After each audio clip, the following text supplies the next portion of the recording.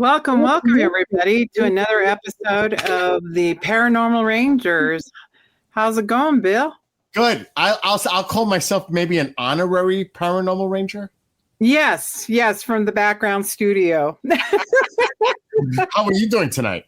I'm doing well. I'm just, it's been one of these really unusual weeks. Basically, we've had unusual storming going on, lots of rain, lots of overhanging clouds and such and everything. But it's been a good week, and I know that we have a couple of the other rangers are in travels. We're waiting on Jonathan to try to get on. He could be having some technical difficulties. He went to celebrate his mother's 91st birthday in Los Angeles, California. And then he has some work stuff he's got to do there while he's there. So hopefully he can get in and be a part of today's special guest, which is Marc D'Antonio. Oh, excuse me. I've got to shut down the sound of my phone. Things happen in life, you know. But you have a great guest tonight. He's a dear friend of ours, Marc D'Antonio. And folks that are watching or listening, make sure to check out SkyTourLive.org. Or you can go to SkyTourLive.com. Both will take you to the same destination. A lot of great information there. It takes you to his SkyTour LiveStream that he does on YouTube and other platforms, video platforms. And you know Marc, he's involved in so many things. He is a Renaissance man, like you put it in the title. He's got an extensive background in so many different areas. I'm just saying this from my own personal opinion. Yeah. There's a lot of people out there that do astronomy on certain platforms. But if you truly want an educational experience and throw some humor in there as well, he makes it very entertaining. And the 2 telescopes that he has and he's working on others, I'll let him discuss that. It's not my place.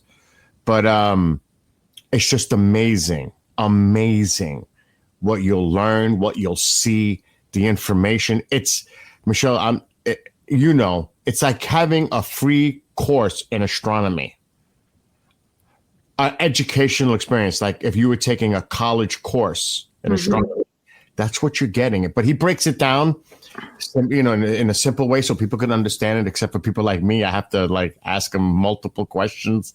Right. I go, Marc, I got a stupid question. And he says, Bill, there's no such thing as a stupid question, which is true. A lot of people just don't have that, and they don't have the background and the information regarding a certain area. And for him, it's astronomy. It's just amazing. You've seen him do his presentations, right? Just amazing. And he's had paranormal type experiences, but he's also very grounded from a scientific point of view as well. But it's great to have a person like this who thinks outside the box too. I have the utmost respect for him, but I'm going to be quiet now so you can bring him on and actually do a show with him. Absolutely. Present Marc D'Antonio, the Renaissance man. Let's get him on. Well, thank you guys, but now I'll be off now because Bill said everything we need to hear. I know. You heard it back there backstage. You are a well-renowned astronomer. Well, I guess I'm an astronomer, yes. Whether it's renowned or not, I can't speak to that. But I will say this. I do have a passion for the science, and I think that no one should be left out. And most people just look at the news articles and they just sort of pass them by because they feel they have no hope of understanding them. So They figure, I don't want to be, upset with myself because I don't get it. But I have another approach. My approach is everybody should be able to be part of the discussion. So as long as you understand the basic parts of it and maybe not the advanced physics, you don't need to know that. Okay, is that going to change your life? Is that going to change how you go to work? No, of course not. What it might do is change it might open your mind just understanding the concept, and that sparks other discussions with other people far after I've been in the conversation. So it's about generating a discussion with everybody because everybody is capable. I had a 9-year-old girl reading my book Okay, because it's written for all ages, including young kids. And so it's pretty cool. I'm really excited that that people that young would be into it, and they were.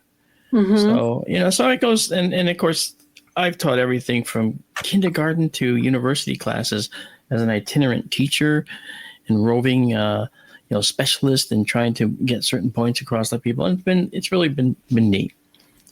Well, so. Mark, you have a very, very calming presence about you, and your voice just calms people down, and people just enjoy that. Just that awareness, they want to listen to what you have to say. Hey, John, thanks for joining us. Hey, I made it. Shut up. Mm-hmm. He made it. Now, before you continue, I don't mean to interrupt Michelle and John and Mark, but I do want to share this on the screen before I leave. It is Mark's book. So let me see if I can pull that up right now. And Mark can give us a little bit of a summary, which he was starting to. Yeah, well, I actually wasn't going to, go into it that much, but okay. Who cares about his book? Right? It's a great book. I have it. Hey, no comments in the peanut gallery up there. You can tell there's some friendships on this show. Oh, yeah. Yeah, I've known John for a long time. I knew John when he had dark hair. Yep, that's right. Recent formula, eh? Oh my God. Not anymore. That's right. They stopped using it. So yes, this is Mark's book, The Populated Universe. It's a great book. I have it. And I mean, if you really Bill holds up his monitor with it. It's really cool. I love it. I mean, if you really want to learn about astronomy, this is a great book. It's also, Christmas is coming. It makes for a great gift too, if you know somebody who's interested in it. So that's true. The Populated Universe. Look it up on Amazon. Marc D'Antonio, you'll find it. John, great to see you as always. And I'm going to leave it to you guys now. Have a great rest of your show. Thank you.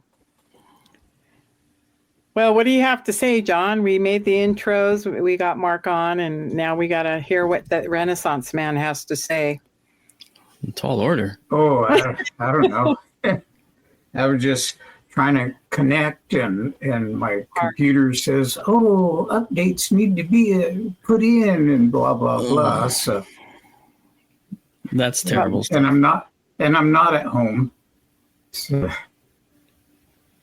Yeah, we let the audience know that you've been traveling and that you are there for your mom's 91st birthday, and that you're a proud son, and you're moving forward and other working things there as well. I didn't say what, I just said you were there manning the booth.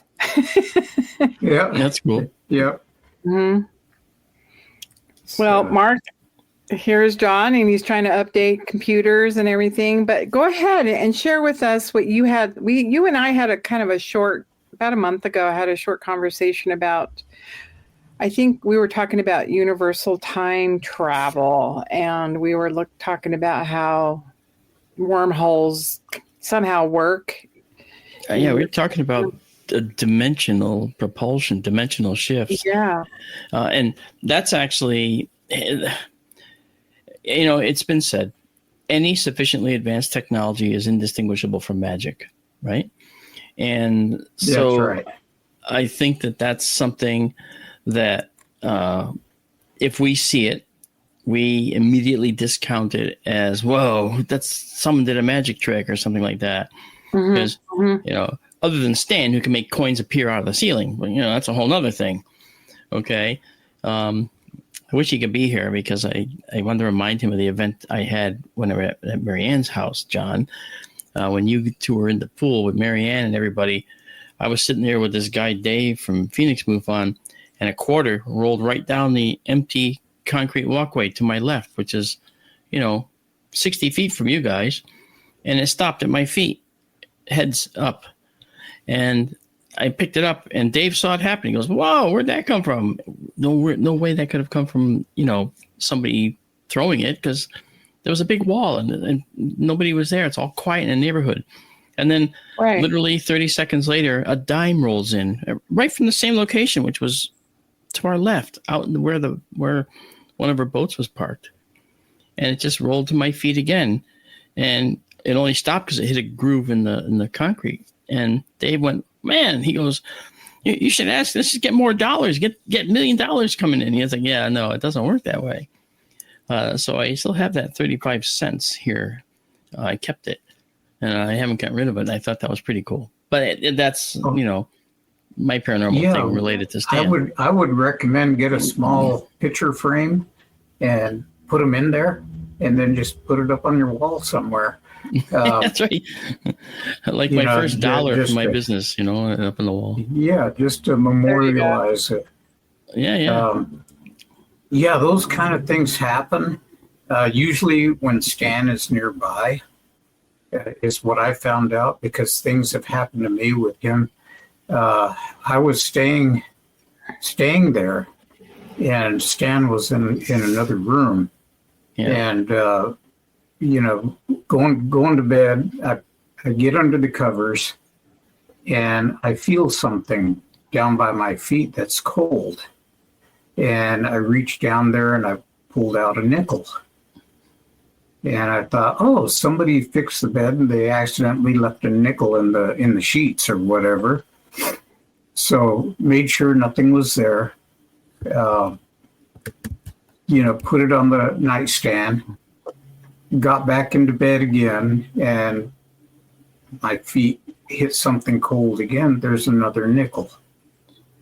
And I had checked to make sure there was nothing else there. And Marianne's got those nickels now on downstairs. She does, actually, on a table down there. Right. That's crazy. And the 5 cents and 5 cents was significant because that was her husband's, her engine number for the fire department where he worked. So 55. Uh-huh. It was it 505 maybe or something? I don't remember. But it was actually significant. So that was pretty cool. I don't know what 35 cents has to do with anything other than I got 35 cents out of the air that sort of appeared. Mm-hmm. Yeah, that's crazy. Yeah. Oh, see, but this brings up everything that I talk about typically, and that is that, I'm a science guy, right?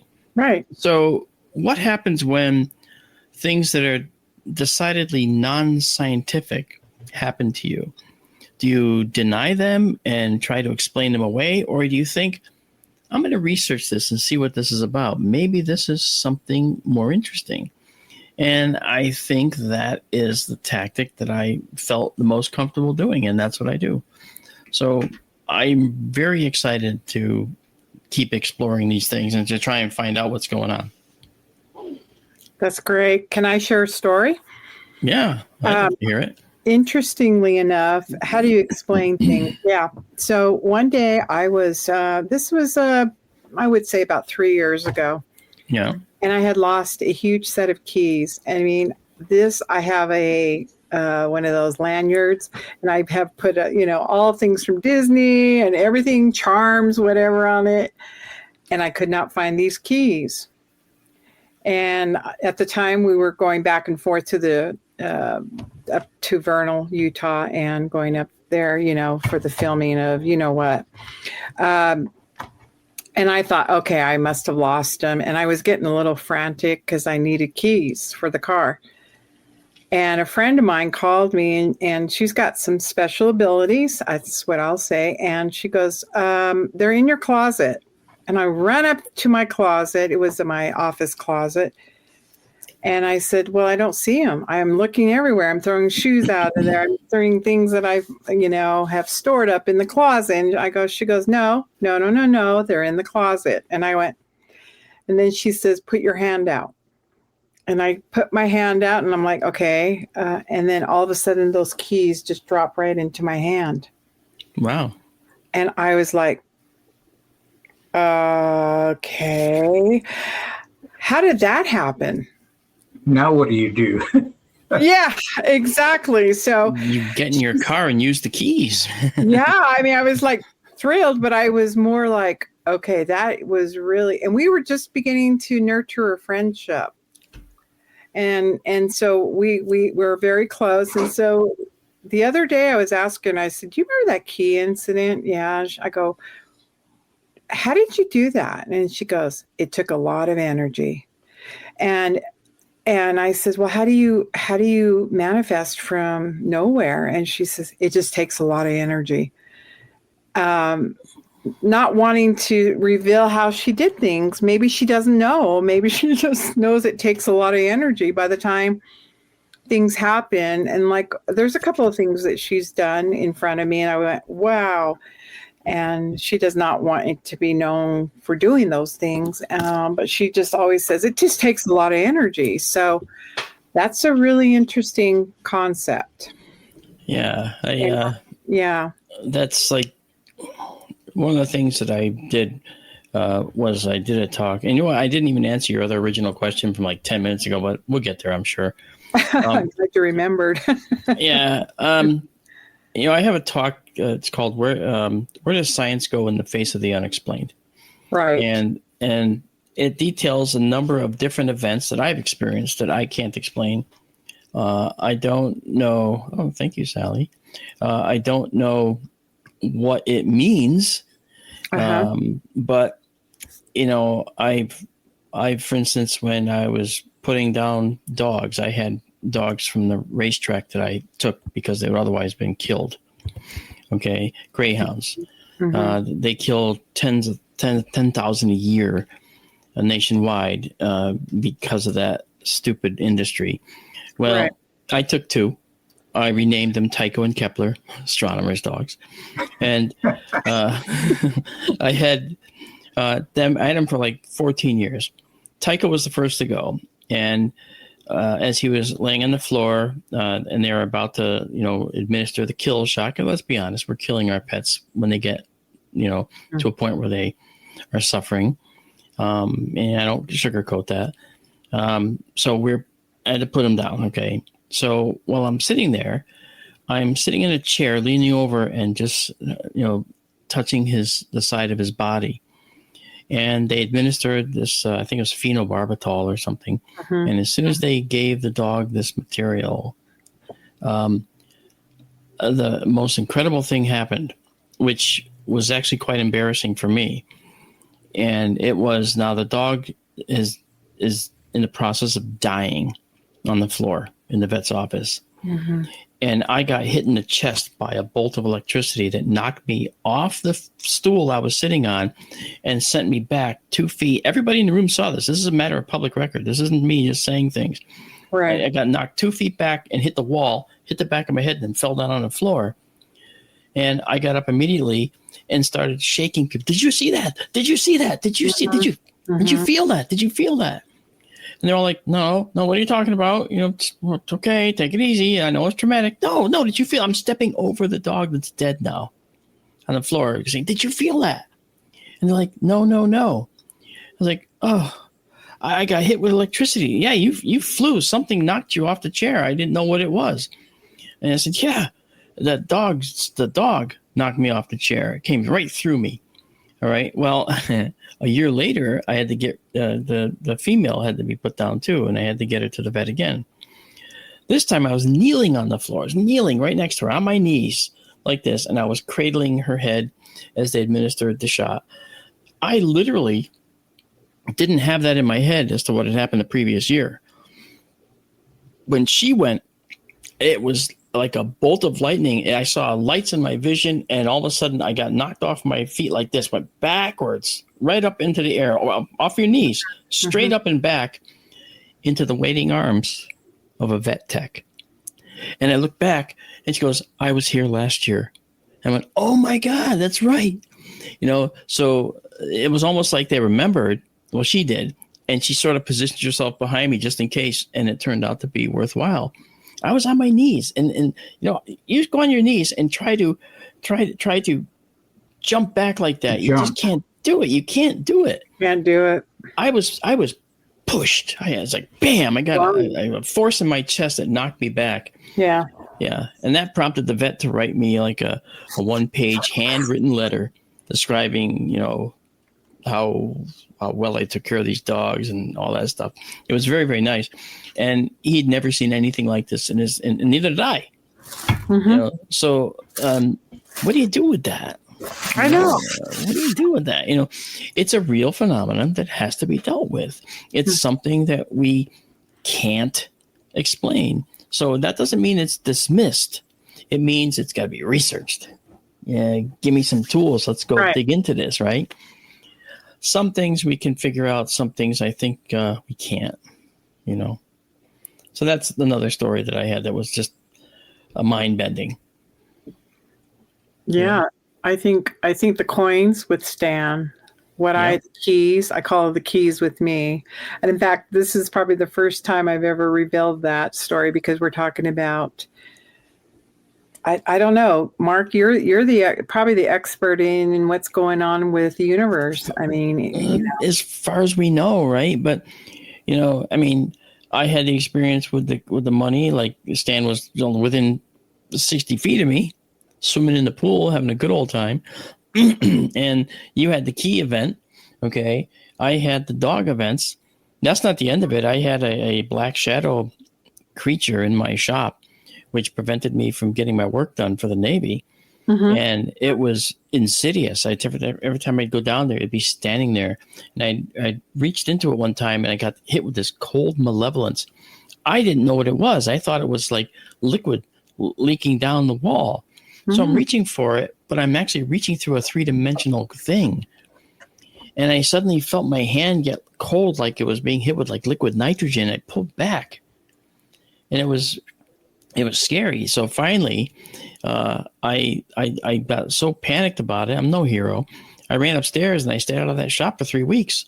Meanwhile, the Navy's calling, "Hey, when are you going to have this project ready?" I'm like, "Oh man, yeah, I know. I'll get to it." But I was really worried, and I just didn't want to go down and see this thing down there again. So finally, they said, "Well, if you don't get this done, we're not going to use you anymore, and we're going to find someone else."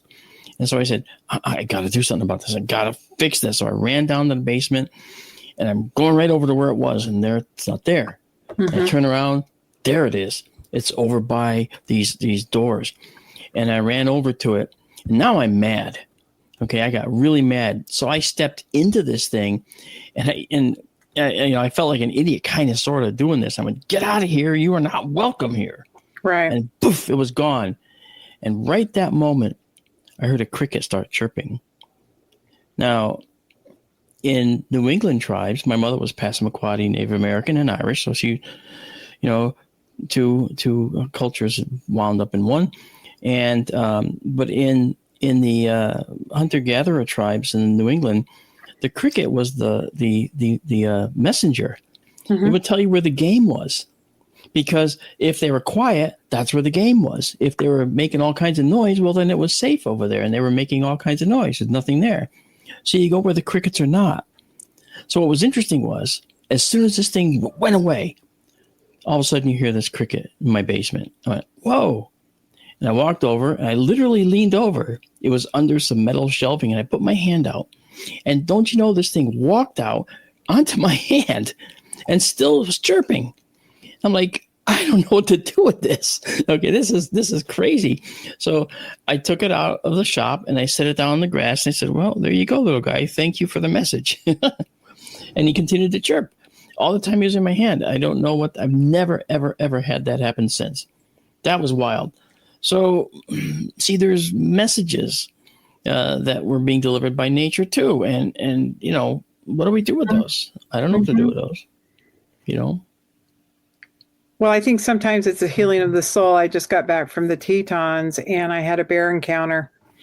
And this bear ran right in front of my car. I put on the brakes. I didn't want to hit it. Mm-hmm. It turned to the left of me, and it stopped. It dead stopped. And I rolled down my window, and we had a moment. Eye to eye. And I thank you, my brother, for being there.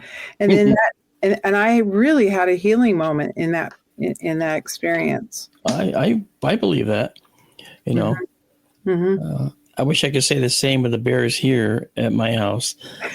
Here they destroyed my garbage bin, and I caught one rummaging around in there. I always give them names. I call him Barry. I say, "Barry, what are you doing in my garbage? Get out of here. And he's like, and he has a garbage bag in his mouth. He steps back and I go, Barry, come on, give me the garbage bag. And he runs off with it. And I said, well, thanks. Now I don't have to go throw it away at the dump. He'll rummage through it. He did.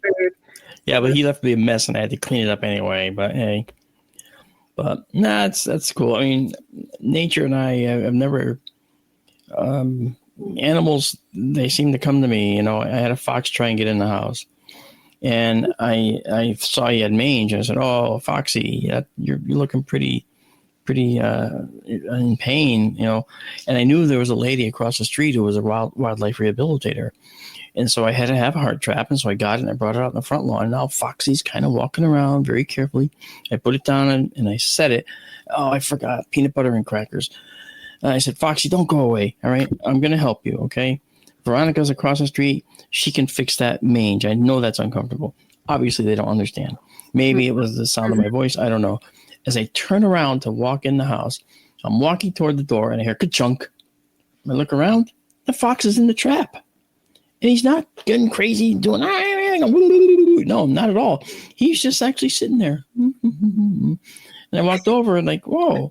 And I pick him up and say, well, Foxy, come with me. I'm going to set you up for the night. And tomorrow morning, we're going to go to Veronica's and start you on the path to getting fixed.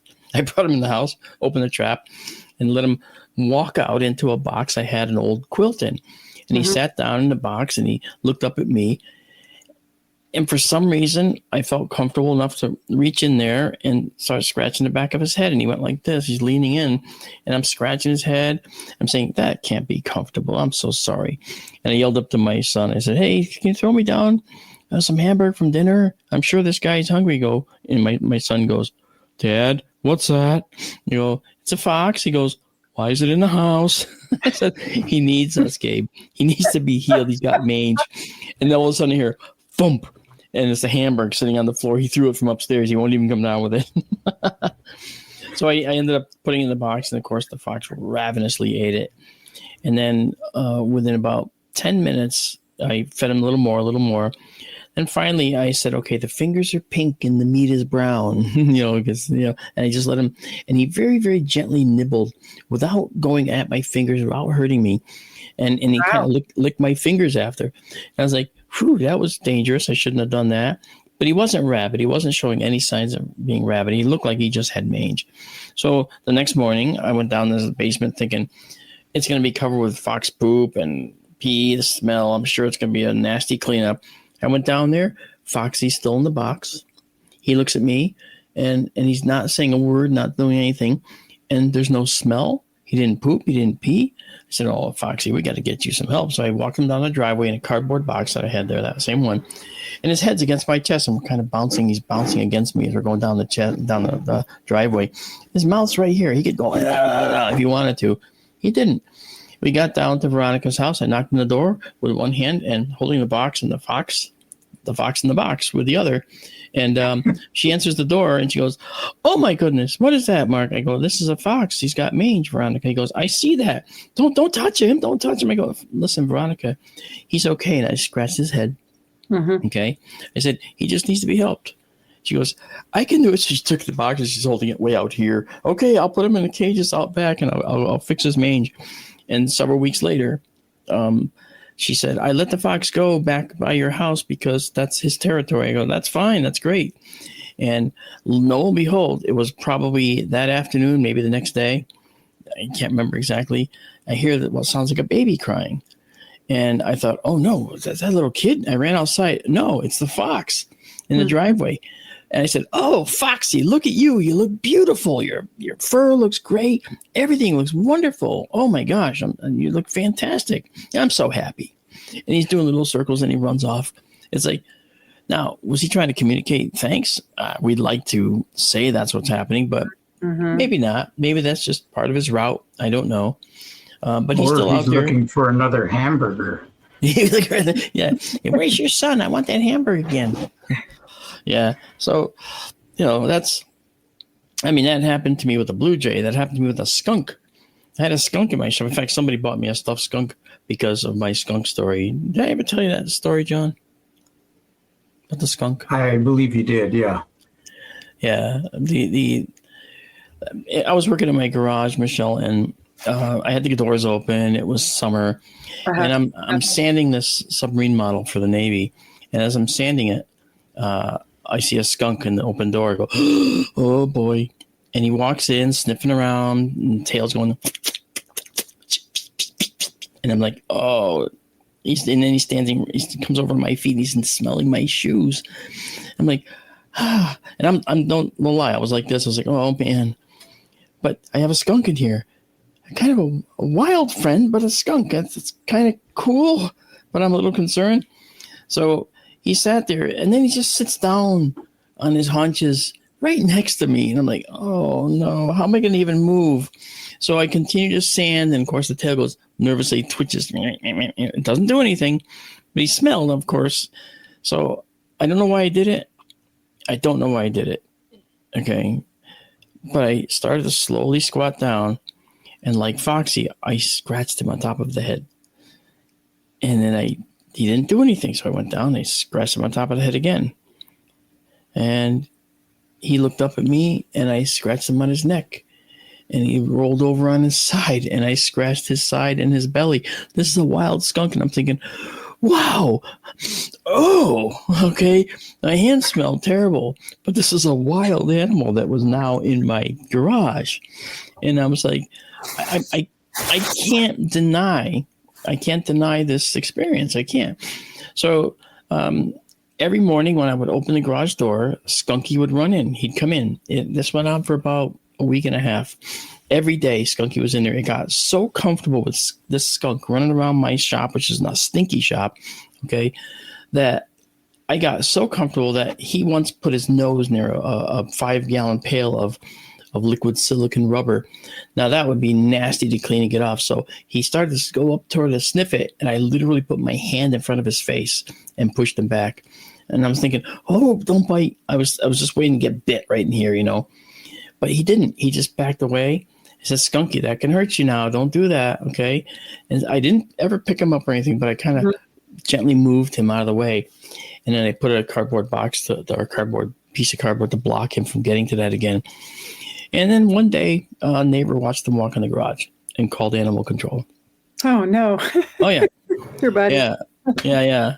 And now Skunky and I are in the shop, and we're working together, so to speak. Okay, he's stinking. I'm working. Okay, so I hear the truck come up the driveway, and I go out to the open garage. And I'm looking at this truck, a pickup truck, come out. Guy gets out. He reaches in the back of the truck, pulls out a snare, you know, and he has a Tyvek suit on with a face shield, right? And he has his face shield down. He comes walking toward the garage. As I'm standing there, I go, "Hey, how you doing?" He walks and he stops dead in his tracks. He says, "Don't move." There's a skunk right next to you. And I looked down and I went, oh, yeah, this is Skunky. Say hi. And I reached down and I start petting him, and he rolls over on his side. And I'm actually roughhousing by this point because it's been like a week and a half. Right. He's been in my shop. So we're kind of like a pet. I forgot he was a skunk almost, you know. And the guy puts up the face shield and goes, I've never seen this in my entire career. And he says, that's not a pet? No, he stinks to high heaven. Trust me. I got to wash my hands with vinegar and all kinds of stuff after petting him. But he's really cool. And the guy says, well, now that I'm here, I got to take him. And I said, you're not taking my skunk. Yeah, you're not taking my skunk. And so they ended up, the guy said, I have to. I said, all right, we're going to compromise. If I move him down the embankment to the side of the house, will that suffice? And he was like, as long as he's not in your house. Okay. So I kind of patted him on the behind. In the worst place you should pat a skunk, by the way, because that's where the scent glands are. They like to squirt from. Okay. So I'm patting him on the behind, and he's going, and he's making little noises. I'm, shooing him along. I said, it's okay, Skunky, come on. And I said, don't worry, you can come back anytime you want. And he went down the embankment. Well, the next day, garage was open, no Skunky. Day after that, no Skunky. Finally, I just kept looking for Skunky. I called Skunky, because I'd call him that a lot. Yeah. And I didn't think he knew his name, but I mean, if there was an imprint of any kind, he would get it. So anyway, Skunky ended up being AWOL for about 6 to 7 months. And then one night I came home and the outside light was on. It's a motion light. Mm-hmm. And so I stopped and said, oh, somebody must have just walked in the house. I get out of the car and this skunk starts running toward me. And I'm like, you better be skunky, I said. And it starts going through my legs and going around like this little happy noise, like they go like this, and running around in between my legs. I'm like, skunky, whoa! And then I'm hearing over to the right. And I look to the right, and I see 5 pairs of eyes. I see 1 big pair of eyes and 4 little pairs of eyes. And I went, Skunky, you naughty boy, you have a family. Apparently, the female that he met down in my embankment was the best thing that happened to him, I guess. I don't know. But he ended up having a family. And the mother, the female, was probably saying, don't touch those things. You never get the smell off, regarding humans, right? Right. So I thought, wow, that's fantastic. So he rejoined the female and they made a wide berth and went back down toward the embankment. But to this day, Skunky is still under my shed directly that way. And I see him come out every now and then. He's all white now. So he's definitely an old man. Yeah. Okay. But he's still there, So, yeah, what do you do? So I think I've said this before. I think my spirit animal is a skunk. No one messes with skunk. Except John. One of the things that I've noticed all these years, I've had a lot of experience with paranormal things, with ghosts, with archaeological sites,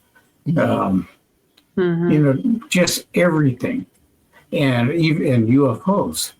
And seen them numerous times. And one of the things that I've noticed is that when you are in a situation like that, there is an absence of sound. Yep. There are no insects. There are no dogs barking, nothing. And it got to the point where, when I first started working for the tribe back in the 80s, it would really bother me that, the dogs next door were howling or barking at night and I couldn't sleep. Yeah. After several years of having these paranormal encounters, now when I hear dogs barking, it's comforting because I think to myself, oh, there's nothing unusual out there tonight. Yeah. Everything's good. Yeah, everything's good, right? The animals are barking, yeah. Yeah, so, it changed my whole perception of the strangeness that's out there. That's like the crickets, though, right? I mean, when I was talking about the cricket in my basement suddenly sounding off when the malevolent thing, whatever that was, if that's what it was, left, it was the all clear signal. Nature's all clear. Right. So interesting thing, right? Instead of hunkering down and being quiet, they feel free to start engaging in their actual normal activities again. So dogs, well, I don't know. Dogs like to bark. They bark at the dark. Right. Yep. That's cool. And I've got a couple of hound dogs next door that, they don't bark. They go, ooh. Basset hounds. Yeah. They do a lot of that. Yeah. Yes. Wow. And you got to yell at them, hush, puppy. Ba-dum-bum.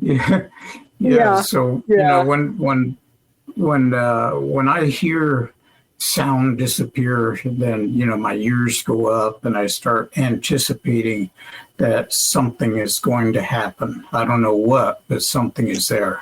Yeah. That's true. And I have to say, I think that,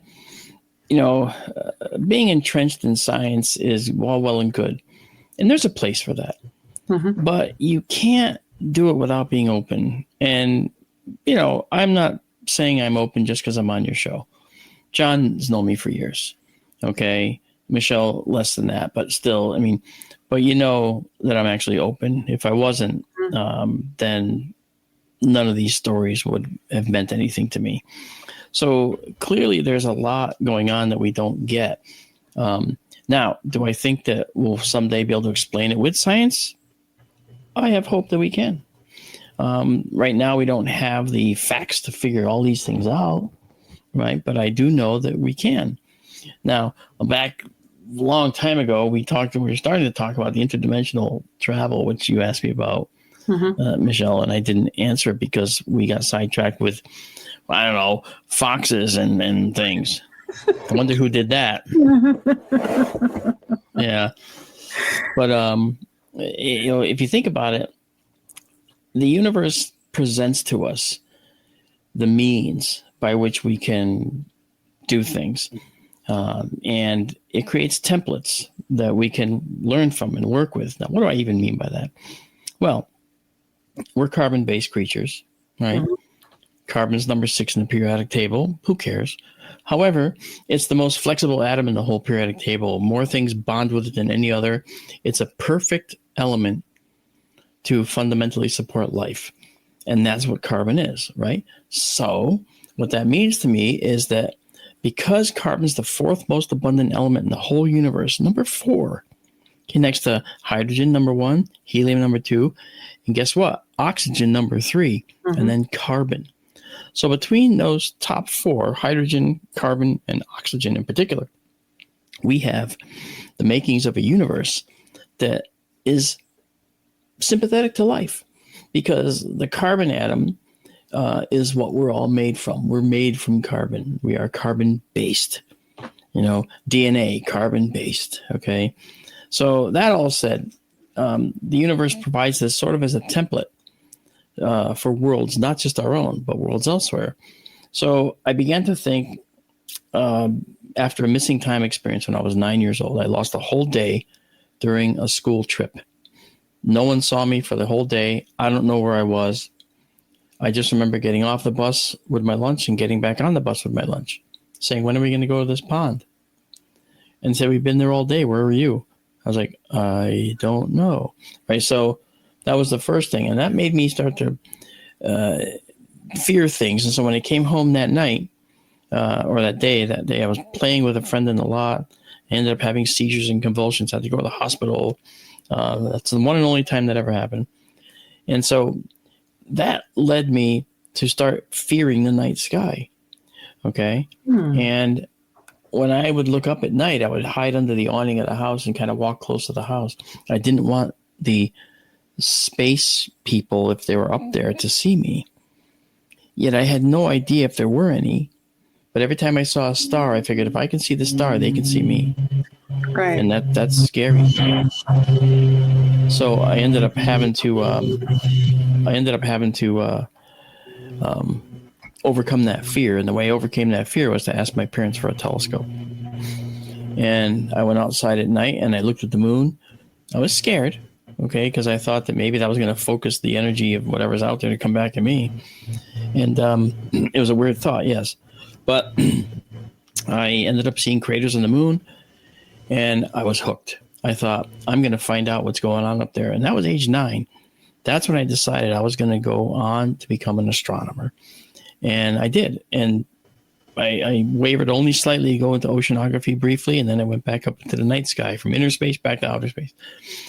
So the point is, the universe provides templates, the templates of carbon-based life, the templates of DNA. All life forms have it. The template of symmetry. We're all symmetric, and life is all symmetric. It's not necessarily bilateral like ours, but radial like a tulip. Okay, 5-sided like a starfish, which, by the way, start off 2-sided symmetry when they're born, and they become 5-sided later. But that said, so I figure these templates are out there. The universe is creating templates, and there's a bunch of them that we have yet to discover. I think some of them have to do with how we can use what the universe has and live within its rules to actually circumvent its rules. And we have 4 dimensions, X, Y, and Z, moving through time. Everything we've ever done is within the 4 dimensions. Everything. We left the solar system with the Voyager spacecraft by staying in the 4 dimensions.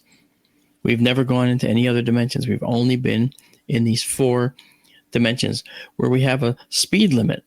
And the speed limit is light speed in our universe. That's about 7 times around the Earth in a second. John knows, right? And so 7 times around the Earth in a second, right? So that's our speed limit in the universe and in the 4 dimensions. But what if I told you we might be able to go into this 5th dimension? And this 5th dimension doesn't have those rules. And the farther in you go, the more exponential it is. And it meaning that the smaller the universe becomes around you, the farther in you go. So if you have a lot of energy, you can go in quite a bit. And let's say you go in a substantial amount and you travel 12 inches in there. Okay, those 12 inches right there. Here in our 4 dimensions, we travel 12 inches and we go from there to here. But if we go into that 5th dimension, where the universe is now compressed, we have all this compressed space now between our 12 inches.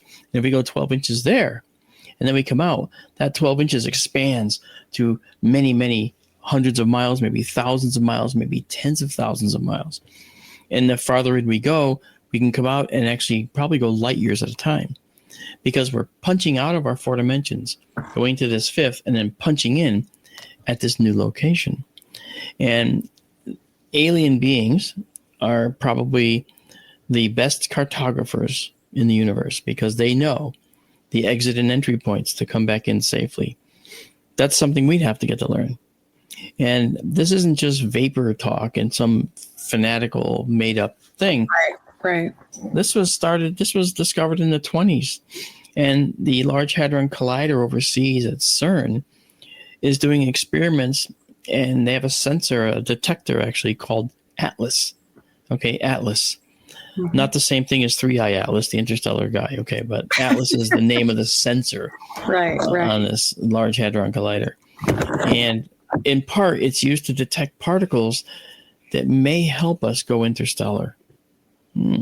Why would they spend hundreds of millions of dollars building a detector to find these hypothetical particles that could help us go interstellar? Well, the answer is pretty obvious, isn't it? Because if we can go interstellar, then we can get off this rock we're on at some point. And it's a good time to start that research, I think.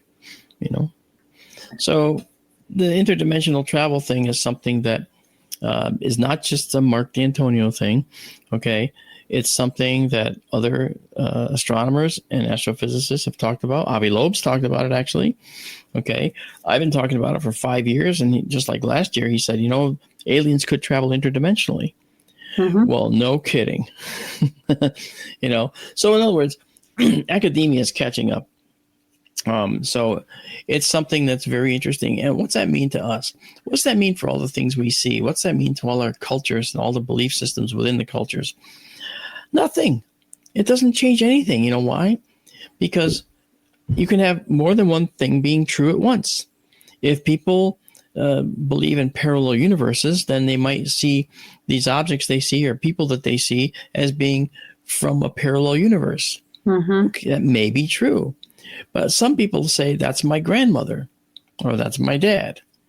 And that could also be true. They don't exclude, one doesn't exclude the other.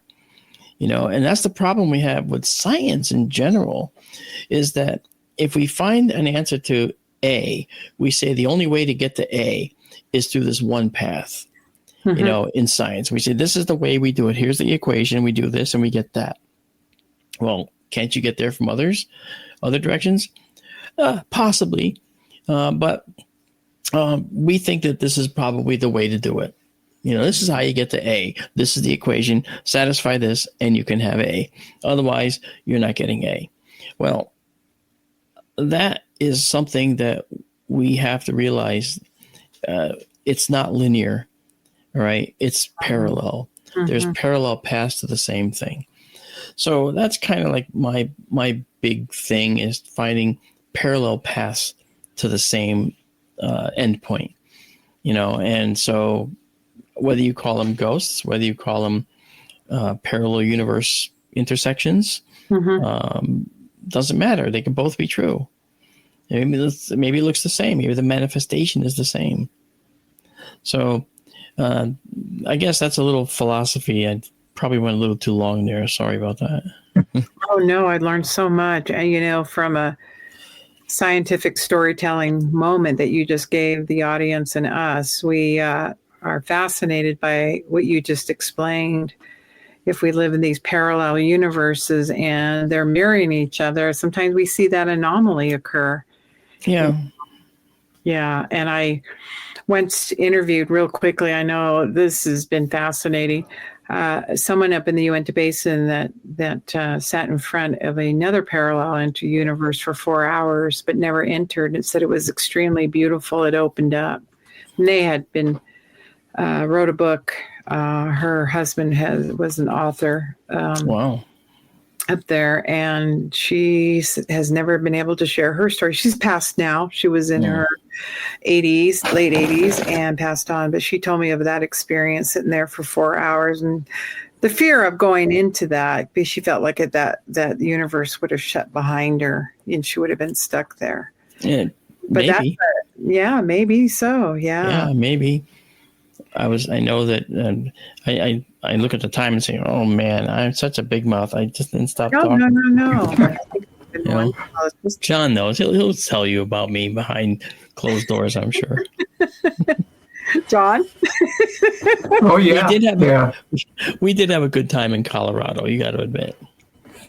Yeah, I told that story that I always tell about the weirdest thing that ever happened to me. And how I ended up 15 miles away and got to my destination 45 minutes early. Right. And this gentleman comes walking up to me after I talked and just simply looks at me and he says, "You teleported." And I looked at him and said, "What?" And he says, "It's simple." He says, "You physically teleported to that, place 15 miles further down the road." And he says, when you teleport like that, he says, you can time, as I always like to joke about, time becomes wibbly wobbly, timey-wimey stuff. Yeah. And so, quoting Doctor Who. So, that's the only thing that has ever made sense to me. I agree with that. As far as an answer. Yeah, John, and that's somewhat true, I think, because if we consider the dimensional travel thing I was talking about, if you could end up zipping into this fifth dimension, you could end up down the road. If you only went a little bit into the fifth dimension, a tiny, tiny bit, the universe is only slightly compressed, but it might have been compressed so that the next 3 seconds made you go 15 miles. Right. And the question is, how did that happen? And I would say, I don't think you did it without help. I think there was something else there, maybe an entity, another. If this happened at all, it was an entity that was probably there administering it, probably playing a joke on you with his friends. Hey, what's this guy? What's this? We got there 15 minutes early. We got another one. Don't tell him, Frankie. Don't tell him. Yeah. Well, this has been fascinating. We want you back for sure. We need to. Yeah, I know the time just went, and we've got to wrap because I know you have something coming up as well here that we have to close this show. But Mark, that was fascinating, and you're the I call you the doctor, the guy who dealt with all the animals, Dr. Doolittle. Dr. Doolittle. The animal whisperer. But thank you. And our audience, thank you for being with us. And thank you. That was fun. I hope that we can be here next week, same time, same place, as John always says. Take care. Same bat channel. Same bat channel.